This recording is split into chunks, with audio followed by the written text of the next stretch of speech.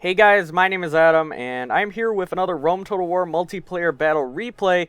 In this particular game, I am actually going to be playing it as the Carthaginians, which is a little bit different for me. Usually, I play somebody with a longer phalanx, such as Macedon or the Greek city-states, and if you look at the Sacred Band, they actually do have much shorter spears than the typical phalanx units. But I do like Carthage quite a lot. But let's get right into the army builds here. I have 6 sets of Sacred Band pikemen with gold upgrades on them. These guys are actually really powerful. In a straight-up engagement, they can beat Macedonian phalanx formations quite easily, which is something that you definitely need to look out for. Then I have 2 sets of pointy infantry. These guys actually can use phalanx, but they are a much weaker unit than the standard Sacred Band that Carthage has. Then I have, let's see here, 4 sets of Sacred Band cavalry, which is actually a pretty potent cav force. I believe they're all gold. If not, then it's pretty darn close. So these guys are going to be quite bulky indeed. It's very tough to get rid of them. Then my ally over here, this is another 2v2, is Xenosimilus. So he has 3 sets of Roman archers, which is pretty darn good. And it looks like he has some upgrades on them. It looks like gold perhaps, or some experience maybe. Then he has, looks like 4 sets of urban cohorts. Gold as well, which is definitely powerful. Urban cohorts, probably some of the most powerful units in the game currently. Then there's 2 sets of Hastati. These guys are very weak infantry. I have to imagine they're going to be used mostly for a meat shield. And then, let's see here, it looks like 3 sets of cavalry. One is the Roman armored general, which is where he put his general unit. Gold on these guys. And then 2 sets of Praetorian cavalry. Very powerful. Then we are versing Egypt and the Scipii Romans. So if we look at the Scipii, he has 4 sets of Archer Auxilia. That's a really powerful bow force. And if you look at my build, I did not bring any ranged units. I'm going to rely on my pointy infantry here to take the brunt of these arrows, which they are doing quite nicely, although it's probably against their will. Now they're just going to charge straight at the enemy and hopefully absorb some fire. Then if we take a look at the bulk of his army, he has, let's see here, 6 sets of Praetorian cohort, which is actually not the most powerful type of infantry. If he really wanted to get something powerful, he would have gone with Urbans, but looks like he opted for the Praetorians in this case because it was 15k, which is not a bad choice. I'm not going to bash him for that. Given the amount of money that we were allowed, I think the Praetorians were a decent choice. Then he has 4 sets of Praetorian cavalry. This is actually a really powerful cav force. Praetorian cavalry is some of the best in the game, so you should never really count them out. They probably have some upgrades on there as well. Alright, so I decided to have my opponent waste his pillow right on my pointy infantry. This is exactly what I wanted. I wanted him to use all of his spears on these meat shield units. If you really want to counter this, then you just need to turn your fire at will off, and then you can quickly get through the pointy infantry and then chuck your spears at the Sacred Band. In order for him to win a head-up engagement, he really needed to have that pillar, because that would weaken up my phalanx and would allow him to break through at a much easier pace. But over here, we are starting a cavalry engagement. There's actually going to be one on both flanks, but I'm going to countercharge here, and I'm going to go for an outflanking maneuver, but I decided to just charge in because the formation is a little bit awkward. Over here, the same thing is happening, except my ally, Xenosimilus, is actually charging around the flank, and he's going to encompass all of these units. This side is going to be very easy. I have so much support here that there's no way the Praetorians can win. However, over on the right-hand flank, it's a bit of a different story. Meanwhile, in the middle, I'm engaging with all of my Sacred Band and pointy infantry. I have decided to lower my phalanx formation, and now we're going to push in just a little bit. It's really up to you whether you want to stay in defensive or not. I figured that I would, just so I don't know. I like pushing into Roman lines. It tends to work pretty well. They are unable to even reach me right now because I'm keeping them at the phalanx length. And what my opponent really should have been doing here is charging in. He should not be on defensive right now because he is not actually doing any damage. What he is doing is just getting stabbed by spears. So not a very good choice by my opponent. But over here you can see that his cavalry has finished off mine. And Gamer James has now moved completely to my rear, so he is going to be able to support me quite well. These Praetorian cavalry are going to swing around and try to do an outflank, which I do think they managed to pull off. Over here, you can see that some Praetorian cavalry of Xenosimilus has charged into the rear of my opponent. It's actually caused a rout right there, which is really strong. But over here, the Praetorian cavalry has done the same. Although my units have not routed yet. Carthaginians are very, very resilient, and they will not rout quickly. So this is definitely a race to see who will route first. The Scipii actually do route first, and I really do think it was because they were Praetorian cohorts and not urban cohorts. Urban cohorts do not route. They are notoriously known for staying to the death. So always something to keep in mind. Anyway, now the Egyptians have charged in an all-out slaughter, and most of the units that the Egyptians had were chariots. I know I didn't really go over their build. I didn't really have time, but bunch of chariots, some camel archers, some regular horsemen. Flat out, this guy broke CWB, which is the rule set we laid down.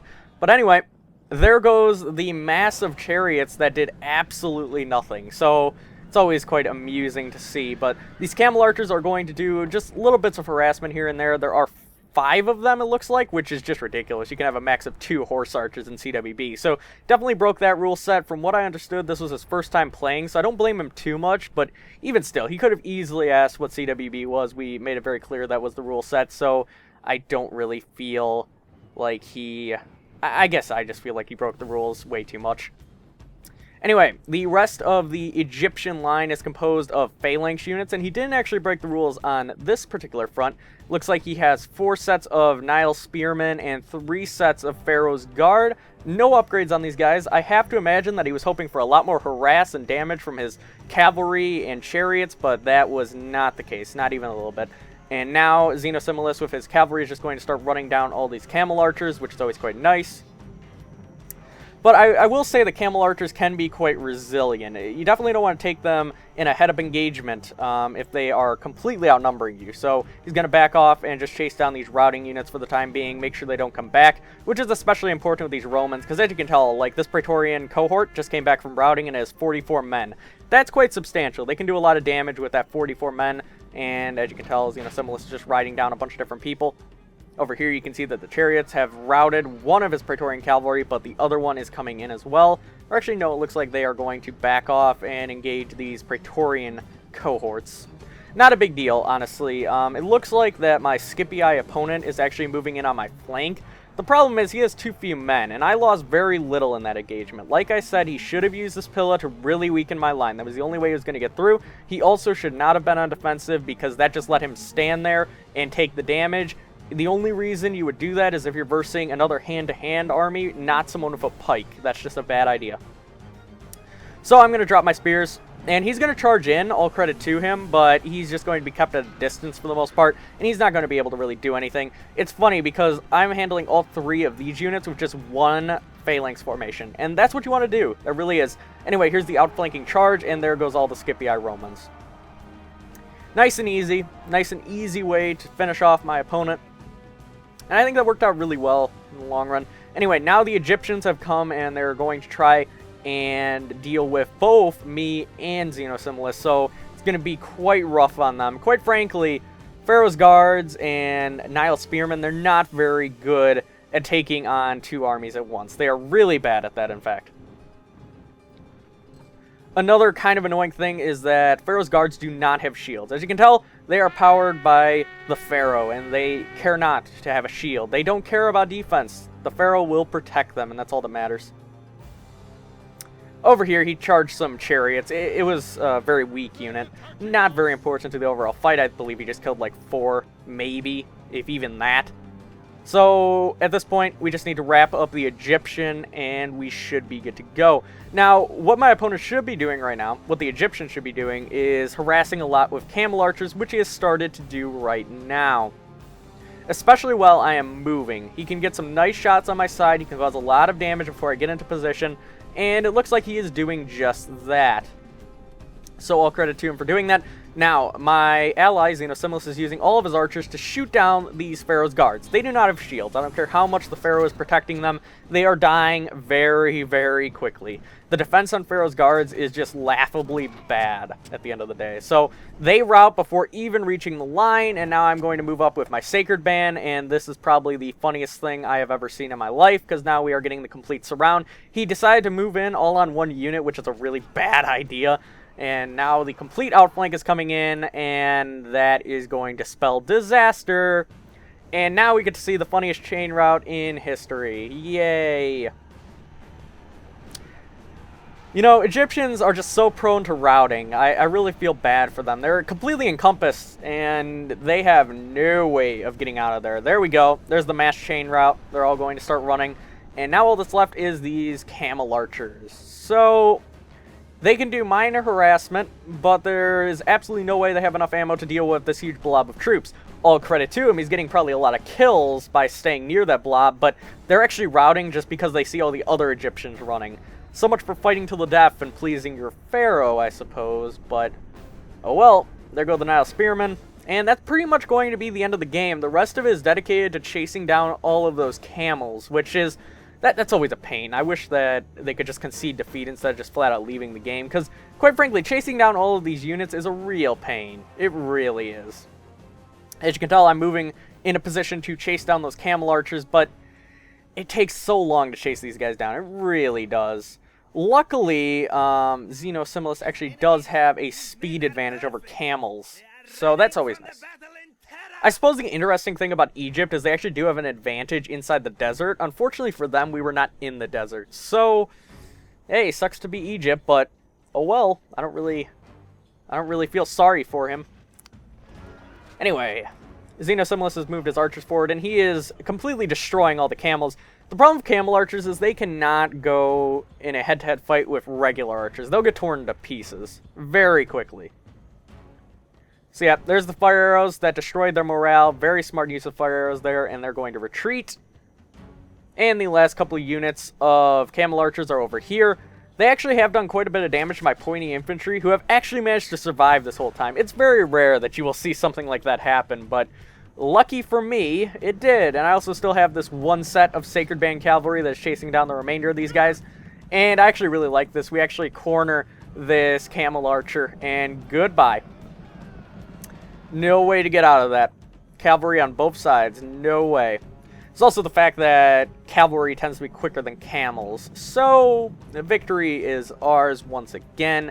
And I believe that this is the last unit on the field. It is a camel archer, and he looks to be pretty lonely. They're going to try to run. It's really not going to matter, though, because we're much quicker. And there we go.